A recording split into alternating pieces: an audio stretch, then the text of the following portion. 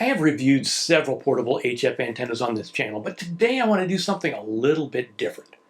I'm going to go through my arsenal of portable antennas and give you the skinny on which have become my go-to antennas. Let's get started.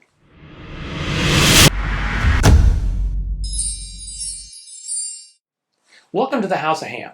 I'm Bob, WV7W, and today I'm not going to review an antenna, but instead go through my pile of portable HF antennas and give you what I like about each one. And stick around until the end because I will give you which of these have become my standard go-to antennas and how I use them. I will also show you a bonus item that goes with me pretty much everywhere I go. I've broken these antennas down into 5 categories: wire antennas, loaded verticals, the 17-foot whip verticals, ultra portable, and mag loop. I'll start out with the odd man out, and that's the mag loop. Mag loops tend to have lovers and haters with little in between. They are really good where you don't have space for more traditional antennas, like hotel rooms and balconies. If you're going to a resort somewhere and you want to operate HF, this just might be the ticket. The Alex Loop Ham Pack is a very compact mag loop, and one I did a review on a while back. I've put a link up here as well as in the description. This is a very well-built antenna that comes in this nice little backpack that can also hold a small QRP rig and some accessories. You do have to bring something to support it, like a tripod, as it doesn't come with a stand. The tuning is very sharp on these, so if you move around the bands a lot, you'll have to do a lot of fiddling. That sharp tuning does give you the advantage of filtering out noise and signals outside of its passband. They have the disadvantage of being less efficient as you're spreading that power out around the loop. Next are the wire antennas. These are the easiest and cheapest to build. If you want a very effective antenna but don't want to spend a lot of money, you cannot beat wire antennas. I have 3 here: a linked dipole for 20, 30, and 40 meters, and I'm using the K6 ARK 1-to-1 balun at the center, but that's not required. You can literally solder the wires to the pin and shield of a VNC or an SO239 connector. The only downside is you need something to support like my SOTA Tactical Mini, which is rigid enough for the balun and the feed line. You could also use a throw line and put the center up in a tree. You'll also need to support the ends, but you can do an inverted V configuration with some light rope and some stakes. This is going to be one of the most effective antennas in this lineup. Takes a bit of setup, and you may not always have the space to do it, particularly at 40 meters. Next are the end feds, and I have 2 varieties of those. One is an end fed half wave, and the other is a random wire. The end-fed half-wave works on 40 meters, 20, 15, and 10 meters. And it works fairly well without a tuner. Again, this one uses a K6 ARK 49-to-1 unun that plugs right into the radio. I've used this on a couple of SOTA activations and it works really well, using my SOTA Carbon 6 mast. The random wire is a 9-to-1 K6 ARK unun and can tune from 80 meters to 10 meters, but requires a tuner. Next are the loaded verticals. These include the beloved Wolf River Coil, the Buddystick Pro, the Super Antennas MP1, and the Gable GRA 7350T. My first portable antenna was the original Super Antennas MP1 that I bought back in 2001. It actually works pretty well for such a small antenna. It has gotten a little bit long in the tooth, and Super Antennas have made some improvements to the design over the years. Now, I've done a video on the Buddystick Pro, and it works pretty well, but it takes a bit of setup. It packs up really neatly in this little bag. Now, I have taps set for 40, 20, and 17 meters. You still have to do some tweaking with the raised counterpoise to get a good SWR. Now, I've used the Buddystick Pro mostly for POTA. The Wolf River Coil really needs no introduction.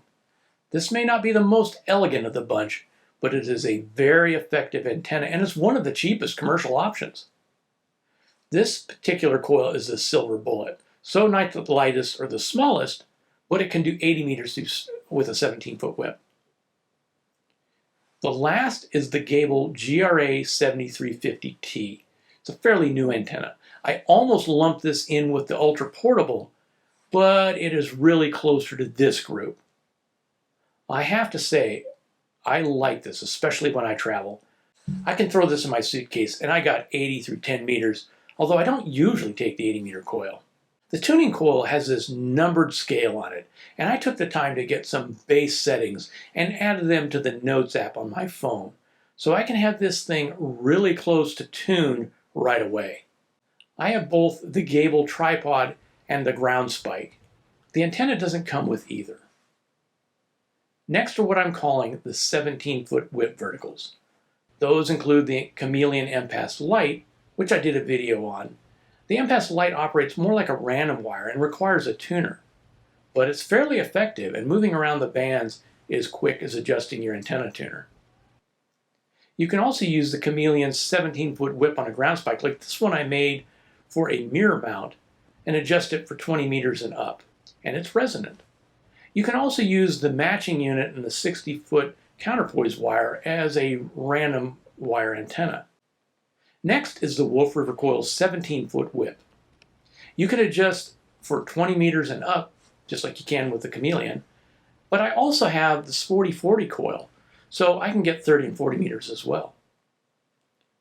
Then there's the newest antenna of my arsenal, and that's the Chelegant's MC750.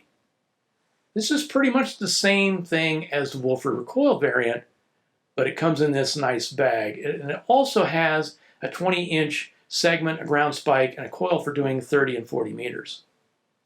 It also has 4 12-foot radials that plug right into the base. The only thing you need to add to this is a piece of coax. I also opted for this tripod base that will allow this to be set up where the ground is either too hard or you're not allowed to drive a spike like in some parks. The last category is the ultra portable, like my Elecraft AX1 and AX2 antennas. These are really compromised antennas that do work, but if you have rough band conditions, your QRP may not cut it. If the bands are good, they can get you on the air very quickly where you may otherwise not be able to.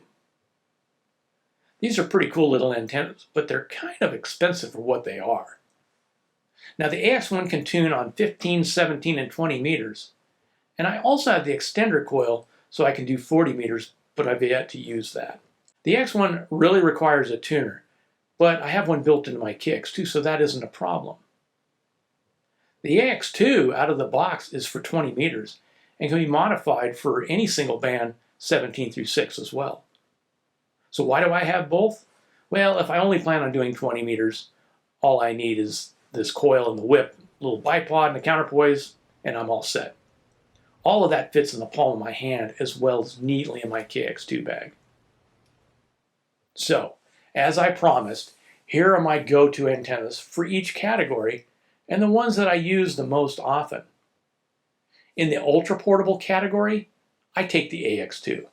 It really is a no-brainer, as it's so small and light that I keep it in my radio bag all the time. Out of the 17-foot whip category, I have to go with the Chelegant's. It's really well made, it packs up nice and neat in this bag, and has become one of my standard go-to antennas for POTA activations. I can quickly grab the antenna bag in my radio and know I have everything I need. For the loaded coil category, I gravitate towards the Gable, mostly because of the size and simplicity. I have a bunch of 8-foot radials that make this thing work really well. It seems to work just as well as the Buddystick or the super antennas. For the wire antennas, I usually grab my end-fed half-wave and either the carbon 6 for SOTA or my throw line if I know there's going to be trees. This turns out to be a very lightweight and effective setup. The mag loop is one category that I really don't use. I guess if I spend a lot of time in resorts and hotels, I might be more inclined to take this one with me. But with all the other options I have, it mostly sits on the shelf. Don't get me wrong, the Alex Loop Hand Pack is a great kit and an elegant solution if that is what you need, but I don't currently use it for my type of operating. Finally, there's one thing that goes with me pretty much everywhere I operate, and that's the Rig Expert Stick 500. You've seen me use this in my portable ops. This thing is a wonder. It gets me dialed in exceptionally fast. Even for the wire antennas, it shows me that I don't have any issues. So there you have it, the bulk of my HF portable antennas, and which are my favorites. I hope you found this helpful. If you did, please give that like button a tap as it helps with the YouTube algorithm. And if you haven't already, consider subscribing and tap that bell so you know when the next video comes out. Until next time, 73.